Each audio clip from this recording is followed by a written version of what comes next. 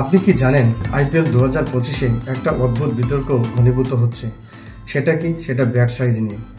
আর এই বিতর্কের কেন্দ্রবিন্দুতে রয়েছে আমাদের প্রিয় দল কলকাতা নাইট রাইডার্স। কি এমন হলো যে ক্রিকেটের এই ক্লাসিক খেলায় ব্যাটের সাইজ নিয়ে কথা উঠেছে? সেই বিতর্কিত ব্যাট সাইজ ইস্যু আসল সত্যটা কি? ভিডিওটা শেষ পর্যন্ত দেখুন, কারণ আপনি যেটা ভাবছেন ব্যাপারটা ঠিক ততটা সোজা না। তো চলুন শুরু করা যাক আজকের ভিডিও। নমস্কার, আমি বিনয়, আমার ছোট্ট ইউটিউব চ্যানেল ইনফো সেন্টারে সবাইকে স্বাগত। বন্ধুরা, গজ টেস্ট কি? অর্থাৎ এই যে ব্যাটের সাইজ এটা ঠিক আছে কিনা তার জন্য যে টেস্টটি করা হয় সেটাকে বলে গজ টেস্ট। গজ টেস্ট হচ্ছে ক্রিকেট ব্যাটের আকার ও একটা মাপ নির্ণয় করবার জন্য একটি নির্দিষ্ট মানদণ্ডের পরীক্ষা পদ্ধতি, যেটা আইসিসি দ্বারা নির্ধারিত হয়। এই টেস্ট আইপিএলও ব্যবহার করা হয়, কারণ আইপিএলের ক্ষেত্রেও এই নিয়মটি প্রযোজ্য। কিভাবে কাজ করে এই গজ টেস্ট? এটি একটি বিশেষ ধাতব বা প্লাস্টিকের তৈরি ব্যাট গজ, যাকে বলা হয় ব্যাট গজ টেমপ্লেট। এই টেমপ্লেটটা পুরোপুরি ব্যাটের মাপ অনুযায়ী বানানো হয়। এই টেমপ্লেটের মধ্যে যদি ব্যাটটি পুরোপুরি সহজে ঢুকে যায় তাহলে সেটা আইসিসির নিয়ম মেনে তৈরি হবে। যদি এই ব্যাটটি পুরোপুরি এই টেমপ্লেটের ভিতর দিয়ে না গলায় বা না ঢুকে যায় তাহলে ব্যাটের সাইজটা কিন্তু ঠিক নেই। তখন কিন্তু অবজেকশন আসবে এবং তোমাকে ব্যাটটা কিন্তু চেঞ্জ করতে হবে। এখন দেখা যাক আইসিসির নির্ধারিত নিয়ম অনুযায়ী ব্যাটের সাইজ বা পরিমাপ কেমন হওয়া উচিত। ব্যাটের ম্যাক্সিমাম প্রস্থ 108 মিলিমিটার বা 4.25 ইঞ্চি হওয়া উচিত। ম্যাক্সিমাম মোটা অংশ অর্থাৎ এস থিকনেসটা কতটা হওয়া উচিত?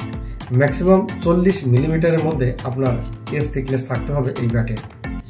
ব্যাটের গভীরতা বা ব্যাকের সাইজের যে গভীরতা বা যেটাকে বলা হয় স্পাইন হাইট, সেটা কতটা হওয়া উচিত? স্পাইন হাইটটা কিন্তু 67 মিলিমিটারের মধ্যে থাকা উচিত। যদি ব্যাট গজের ফ্রেমে না ঢোকে তাহলে সেটা নিয়ম বহির্ভূত বলে ধরা হবে এবং আপনাকে ব্যাট চেঞ্জ করতে বাধ্য হতে হবে। আইপিএলে কেন এটা এত গুরুত্ব পাচ্ছে? আইপিএলের মতো উচ্চ পর্যায়ের টুর্নামেন্টে ব্যাট একটু মোটা হলেই শটের পাওয়ার অনেক বেড়ে যায়, যেটা ফেয়ার প্লের বিরুদ্ধে। তাই আম্পায়াররা র্যান্ডামলি ম্যাচের আগে এবং পরে ব্যাটগুলো চেক করে গজ টেস্ট দিয়ে। এই টেস্টের মাধ্যমে ধরা পড়ে যদি কেউ আইন ভঙ্গ করে বিশেষ ব্যাট ব্যবহার করে। কারণ আপনারা সবাই জানেন যে আইপিএল খুব হাই ভোল্টের ম্যাচ থাকে, মাত্র লিমিটেড ওভার, অনলি 20 ওভারের খেলা, প্রচুর হাই স্কোরিং রানের টার্গেট থাকে। সেই কারণে ব্যাটটি যদি একটু মোটা হয়, এর গজ যদি একটু মোটা হয় তাহলে কিন্তু ব্যাটের পাওয়ার অনেক বেড়ে যাবে এবং 6 মারার বা 4 মারার পারফরমেন্স সেটা কিন্তু ব্যাটসম্যানদের আরও বেড়ে যাবে। তাই একটা প্রবণতা থাকে ব্যাটটাকে চেঞ্জ করে নেওয়ার, যেটা আইপিএলের নিয়ম বহির্ভূত ব্যাট নিয়ে খেলার কিন্তু একটা প্রবণতা থেকে যায়। তাই আম্পায়াররা খেলার শুরুতে বা খেলার মধ্যেও বা খেলার পরবর্তীতেও কিন্তু আম্পায়ারদের যদি ডাউট হয় তাহলে কিন্তু তারা এই গজ টেস্টের মাধ্যমে বা এই টেমপ্লেটের মাধ্যমে ব্যাটসম্যানদের ব্যাট চেক করে এবং টেস্ট করা হয়। ঠিক তেমনি যে ঘটনাটা ঘটেছিল 15 তারিখে অর্থাৎ 15 এপ্রিল কেকেআর ভার্সেস পাঞ্জাব কিংসের মধ্যে যে খেলাটা হয়েছিল, এই খেলাতে কেকেআরের 3 জন ব্যাটসম্যানের ব্যাট কিন্তু এই গজ টেস্টে ফেল করেছে। এই 3 জন ব্যাটসম্যানদের মধ্যে ছিল রাসেল, সুনীল নারেন এবং নটরেজে। এই 3 জনের ব্যাট গজ টেস্টে ফেলার হয় এবং তারা ব্যাট চেঞ্জ করতে বাধ্য হয়। তো এটা কেকেআরের পক্ষে আপনার কি মনে হয়? এটা খুব সম্মানজনক না কি? আপনার কি মনে হয় এটা কমেন্টে জানাবেন। বলা হচ্ছে রাসেলের ব্যাট মাপে ঠিক থাকলেও অতিরিক্ত গ্রিপ আর কাস্টম ডিজাইনে সেটা মোটা দেখাচ্ছে। কিন্তু প্রশ্ন থেকেই যায়, ব্যাট যদি সীমার মধ্যে থাকে তাহলে কি এটা কৌশল না চিটিং? এখন বন্ধুরা একটু দেখে নেওয়া যাক নিট রান রেটের ক্ষেত্রে বা পয়েন্টের ক্ষেত্রে কোন টিম কোথায় দাঁড়িয়ে। বন্ধুরা, আজকের ডেট অবধি কোন টিম কোথায় দাঁড়িয়েছে সেটা দেখে নেওয়া যাক।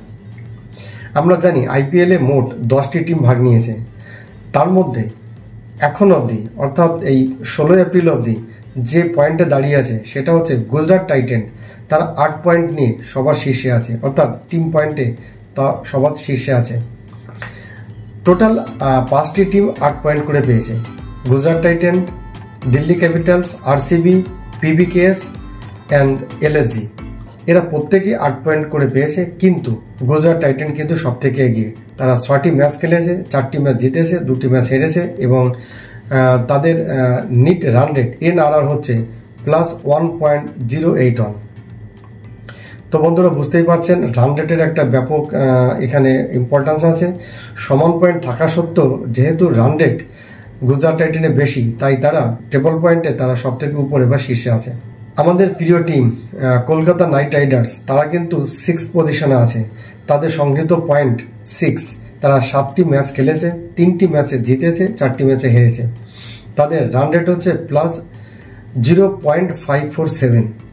তো বন্ধুরা কি মনে হয় গতবারের বিজয়ী টিম, গতবারের চ্যাম্পিয়ন টিম পারবে কি তারা তাদের সম্মান ফিরে পেতে? তারা পারবে কি তাদের জয়ের ধারা বজায় রাখতে? এবারও কি তারা চ্যাম্পিয়ন হতে পারবে?